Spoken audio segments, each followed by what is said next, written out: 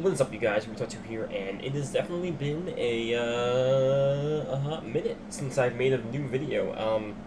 So whether you may or may not know, I have actually quit Duel Links, officially quit Duel Links probably 3 weeks ago, but I haven't actually played the game for about 2 months. I logged in once for the new box, the Insector one, and spent like $50, and then played for like 10 minutes and quit the game. um, but yeah, so I have officially quit Duel Links, and I wanted to make an actual video as to why I quit Duel Links, because I feel like it's important to hear from another person's perspective why the game is going to fail, and even though Konami's made their money from the game, why other games will take its place. So this is just gonna be a full, uncut, unfiltered video as to why I quit Duel Links. I really see the game as a disappointment, because I love the TCG so much, and I love Yu-Gi-Oh! I love the concept of the game. I love the cool intricacies and card text that you can kind of take advantage of, and all that fun stuff. So, reasons why I quit Duel Links. So the first one is WCQ, so the World Championship Qualifier. I made an expectation for myself to get top 3 for North America and attend Worlds this year. I completely understand as to how unreasonable and how irrational that claim sounded, but it was still a goal I set for myself. I wanted to do this. I had the competitive drive as a player. I had the ability to play the game correctly at a super high level, and I had failed myself for expectations. I ended up ranked 37th. I never actually made a video regarding my thoughts on WCQ, and I'm not going to. But yeah, I ended up ranked 37th because I chose to only bring 2 decks, being Sylvan and Masked Heroes, and I chose to only rely on my experiences with spellbooks from when I played the TCG prior to Judgment being released. So we're looking at like how I played spellbooks 6 years ago in the TCG. So I picked up the deck during WCQ, and I had no idea how to play it. I lost like 3 games in a row, and I just quit.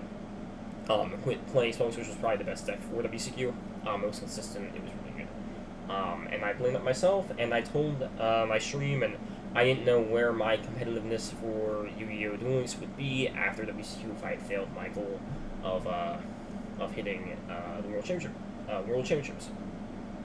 And so you guys might say that I don't know. It's like I said, it's completely irrational. But still, it was a goal I set for myself, and I really wanted to push. I played 50 out of the 72 hours, as well as I streamed the entire thing. But yeah, that's one of the reasons. It's not that I'm actually burnt out. I wasn't even burnt out after WCQ. I just had no more competitive drive left after, the tremendous. And some of you say that it's not, but it was actually tremendously stressful playing WCQ, and the way that it was the system was how the system was for WCQ. It was really stressful, and I was not enjoying it as much as I thought I would, as much as I loved the game. So another reason I quit was the game is actually a huge loss of money for investment. It's not worth this game existing, since I'm not going to be playing. It's not like I'm going to wait another year for the next WCQ, because we have a ton of new card games into the future that I want to look to play competitively, such as Artifact, and I've already backed the Bazaar Arena as a new deck building that's coming out of the first quarter of 2019. I've already financially backed that through his Indiegogo campaign, so I'm going to get pre-release to that. I'm going to get first access to that game in beta, so I'll be able to stream that and play the game competitively that way. So I've probably spent upwards of $2,000 in this game, and the investment compared to the TCG is just completely, there's nothing there. I completely now understand Pro Circuit Scrubs, just thoughts on the money investment in the game, because I think he spent upwards of $5,000-$6,000 in the game, and it's just crazy how much money it takes to play to play the decks that you want to play. Because all the main boxes always had the cool decks. They had Archfiends, you had Noble Knights, which was a deck I really wanted to play, and they only get 3 of that Ultra Rare. without being super lucky, you're looking at like a $200 to $300 per box, per main box, which was just pretty outrageous for a mobile game. It's just not something I wanted to keep on, especially if I wasn't going to play competitively anymore. It wasn't a game that I wanted to keep investing money in if I was just going to move on to Artifact or the Bazaar when they are released in November and like January, February, respectively. So my third reasoning is the deck diversity is actually garbage. I shouldn't say that, but the way that decks are built. So when I played the TCG, you can play up to 40 to 60 cards, and the cool thing was the core decks, or the cores for a deck being like the main engine and all that, they probably made around 20 cards in the deck. So you still had 20 cards leeway to put in staple spells, put in staple traps, to put in good cards for bad matchups. You had so many tech cards that you could play in certain decks that there was a lot of cool creativity you could do in Yu-Gi-Oh! Duel Links. I mean, in the Yu-Gi-Oh! TCG.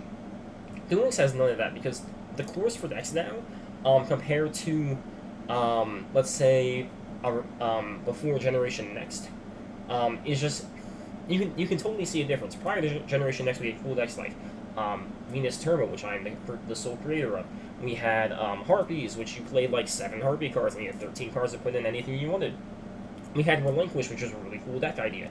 But now we have this thing where Konami's just releasing these newer archetypes, and all you're doing is you're putting in 20 cards of this archetype to fuel each other. We had Sylvans, we had Spellbooks, we had Spellbooks who put in the 3 copies of Silent Magician. Ooh, that was super creative. We had an old deck like Gravekeepers, which was super creative compared to something like For Hire or Mermails, or I think the last the newest like the newest creative deck that we had was probably Master Heroes, because it has a little bit of diversity in what quick play spells you could play. The core is only like maybe 9 cards if you aren't playing the Malicious Engine, and you can play Hate Runes. You can play decks like maybe a control deck if you wanted to, even though it's not that great. You could choose to run Destiny Draw, you could choose to run Cosmics, or if you didn't want to run Backward Destruction, you could run Hate Grenade. You could choose to run but you were still pigeonholed into like running quick play spells or things that you could set to get out Celestial's effect. So even then, it's not all too creative. But now we're just having all these like full archetypes in which your core of the deck is probably 18 cards, and then you're putting in Treacherous Chapel. And Konami's fucking idea to put in Treacherous Chapel into the game was actually terrible. The card's awesome, and all you need to do is play 2 of them and you win every game. The card is absolutely busted. But yeah, there's so much lack of diversity, which made me love the game. I'm a huge deck builder, and in the TCG, I would take, let's say, I'm not a net decker, right? I don't just take a deck online and then play it. I take it and then I morph it to how I think the deck should be played, what my strengths are in a control deck matchup, and all that. So I used to have viewers who would send me deck lists, and this is like the best deck of the meta, and I'd be like, okay, cool, I'll take this deck, and I'll take out some of the cards, and I'll try to optimize it to the way that I want to. But when you have a 20-card deck, the decks that you're being sent in are probably completely optimized. You have your Searchers, you have your Destruction. The game has become so optimized with such a low card count that it's very difficult to put in these cool tech cards and to be actually creative in the game of Yu-Gi-Oh.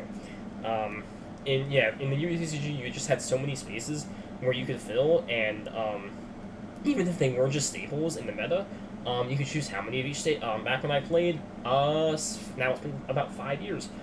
The meta was like, you played, for your trap lineup, you played 10 traps, you played 2 warnings, 1 judgment, you played 2 compulses, 2 mirror forces, 2 trenchers, 2 trench tributes, 2 mirror forces. Like, it was crazy how, while the trap count was standard, you could still kind of mix, and some decks were playing goes in matches to deal with bad matchups. Like, you would side out, or you keep these, like, generic trap cards in your side deck so you could play these cool bad matchup tech cards. It was really neat. And Duel Links just doesn't have that. I used to play a deck called, there was a deck called Dino Rabbit in the TCG, which played Rescue Rabbit. And it's not even an archetype. You played fucking normal dinosaurs like Sabersaurus and Cabazals. But what happened was, that deck became super standardized, and I just turned it into something called Grand Soil Rabbits, where I played Grand Soil the Elemental Lord, and I played Rescue Rabbit, but instead of running Cabazals, I ran two-headed King Rex because that and Saber Sources were Earths. I played Maxis and Card Ds, so I could turn through the deck to get my Grand Soils. So I was playing essentially the same deck but with a different win condition that the original Dynarep did not have. And I really love the creativity that I did with that deck. It's awesome. I don't know if there's anything else I want to talk about deck diversity, because I shouldn't, like I said, I shouldn't call it deck diversity. We have a lot of decks that are really good. We have Vampires, we have Amazonas, we have Mermails that can work, we have, I'm sure you can still find a Sylvan list, probably, maybe not. We still have For Hires out there. There are all these different archetypal decks that work in a meta. And I shouldn't say that they work, it's just that they can be competitive. They're not the best deck. But the UTCG always had that. They always had a Tier 0 deck, and then they had some Tier 1 and Tier 2 stuff, and then they had Rogue decks.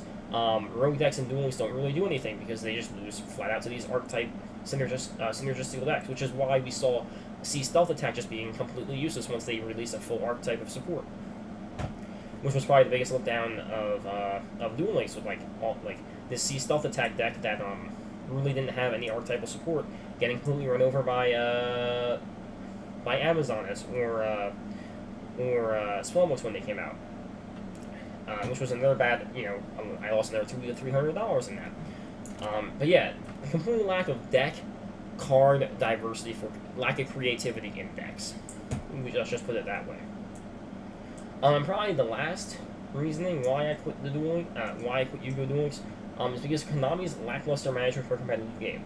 Now, this is actually it's just a gigantic point. It's just here's what I just said, and here's what it can mean. Konami has been, oh my god. Konami was never the best with the TCG. They didn't know how to do a ban list correctly. Their reprints, they were always a money grab. Anybody who played the TCG could tell you Konami was completely a money grab. Whether it be releasing, what was the set that I played? When I played 3.5 Axis. When they released the set that Fire Fist Rooster was in, they got all their money because that was the best deck of the format, and then they hit Spirit, and they hit Tenki, and then that deck became garbage. It became solid Tier 2. Because that deck was no longer super consistent anymore. You didn't have your 3 Spirit, 3 Leopard, 3 Rooster. You just had your 3 Rooster, 3 Spirit, and 3 Rooster, 3 Leopard, and 1 Spirit with 2 Tenki. So you lost a ton of consistency in that deck. So yeah, Konami's lack of management for a competitive game in Duel Links. Let's just talk about KC Cups to begin with. I had reached top 10 in North America for KC Cup when I played Sylvans. What did that mean towards Worlds? What did any KC Cup mean? I heard now that Konami's doing something where the top global player gets the Worlds. That's neat. They're now doing something pretty neat for their game, where you give more people chances to attend Worlds rather than just WCQ being this huge event that it pigeonholes everybody into, and it takes up so much of their time. When if I wanted to devote my time to a certain weekend rather than WCQ, different metas take place in different periods of time. So whoever's the best in that meta gets an invite to Worlds, which is completely fair. While I do think that's pretty cool, I think they can do a lot more with that. I think they could do something where it's regional based. Let's just say top 10 or top 25 or top 50 of each region starts WCQ. If they want to keep WCQ as a big event, starts WCQ with a certain amount of points. And then for every KC Cup you top, those points stack up. And then you have that handicap, that amount already that you can start out with, and you get a head start, which would be pretty neat. It actually makes KC Cups worth something. While I didn't think global thing is cool, it really doesn't make sense for a lot of players to go for it, because you have people like Decade and Deckmaker who have endless amounts of time on their hands, who are just playing the game, and people aren't able to get to 100,000, 110,000 points. People with jobs, and maybe they structure their weekend around the event, which you shouldn't have to. They can still hit a top 10 or top 50 regional ranking and get a little boost so that they can eventually take off WCQ weekend and use those points to get a boost, if Konami did something like that. Konami's hit the meta super stale. They always do a box release, and that box as the best deck. We now have apparently vampires are the best deck, and somehow Amazon is still last. But I think vampires are apparently like the best deck with Cyber Style. And oh cool, that was like the most recent mini box. I'm pretty sure with this new main box we had something like I think UAs are pretty good, right? I haven't actually paid attention to the meta, but UAs are pretty consistent. Or everybody was hyped for Mermails being the best deck, which they weren't. But yeah, for every like main or mini box, there's always that archetype that pushes its way into the meta, and like Konami just keeps power creeping itself, which they've been doing for the UTCG and for forever. One of the things I did want to talk about was lack of enthusiasm.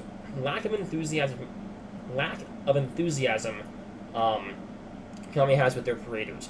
You see this work with every game. You see Blizzard reaching out to their top streamers. You see, and I'm not saying this because like I said, I'm not a top streamer. It doesn't matter. You have Blizzard who reaches out with their, or even like the social media platforms like Reddit or Twitch or Facebook, and they get feedback from their content creators or just player base in general. Konami does nothing with that. They're very anti-community, at least in America. I don't know if they listen to their Japanese audience all too much, but the American audience, they have zero word in. I'm surprised Konami, Konami talked with Decade at Worlds.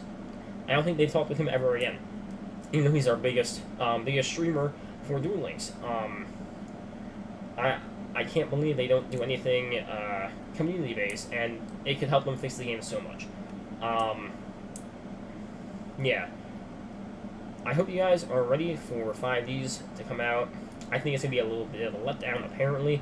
So I saw the skills for the characters a while back, and I feel like that means we're not going to get the actual dragons, which would make it a huge letdown if you have to use these skills to use Stardust or use Black Rose, because these dragon staples are super staple for the extra deck, and you could do a lot of cool things with a 5-card extra deck with Synchro released, beginning of Synchro. So yeah, that's why I put Duel Links. I'm pretty sure there's a lot of other things that I could talk about, such as the fact that the meta will always... Oh yeah, let me talk about something else. The meta will always be unbalanced right now. So, and it's nothing Konami do because of how the games run. With 20-card deck and 4,000 life points, it's impossible for control decks and OTK decks to intermingle. And like I said, I have no idea how Amazon still makes it alive in these days, because with 4,000 life points, the ability to use Hate Trunade, and a ton of... They just released Galaxy Cyclone. We have Cosmic Cyclone with Cyber Style. It's pretty crazy. And we've had decks like... and so far, since at least Sylvans were born, let's just get rid of Amazon from the equation here, the entire game has always been an OTK fest. You go second, you're most likely winning the game, because your opponent is also running an OTK deck, and they have no protection. Because we only have 4,000 life points, and because the decks are so damn consistent now, you can't... the only way Konami can bring it back to a control meta would be to release overpowered control cards. But then you would never see any OTK decks. You would just see control decks, and then they would bring out more OTK cards, and then we'd see more OTK decks. The meta can never be balanced in Duel Links, where in the TCG you had decks like let's just go with when I played the game just recently or followed around Worlds this past year. You had a deck like Sky Strikers or Trick Stars, which were super control based. You had like Widow Anchor to take control of opponent's monster. They weren't like Link spammy, even though you could do that with the Sky Striker Link monsters. The entire deck was super control-y, even though you weren't setting up like 4 back row. You also have these aggro decks like Goki or like I said, I'm not the best in the TCG now. We had in the old days we had fucking like Evil Swarm and Constellar, and that was versus like Dragon Wars or Mermail. These heavy OTK decks, whereas Evil Swarm and Constellar were very control decks. And both of those could exist at the same time. In Duel Links, that just doesn't happen. It can't happen because of 4,000 life points. I've suggested from the very beginning make it 6,000 life points, and this game is already like 10 times better. But yeah, let me know what you guys think. I will no longer ever be streaming Duel Links again. I won't be coming back for 5Ds. But yeah, it's been a fun ride. I thank you guys for watching me on Twitch when I did play. I loved the attention I got from WCQ. I had like 200 viewers at one point. I'm like, holy shit, this is awesome. But now I'm streaming League of Legends. Yay. So I will be streaming League of Legends until Artifact comes out. I do plan to be competitive in Artifact and put down a shit ton of money to be the best that I can.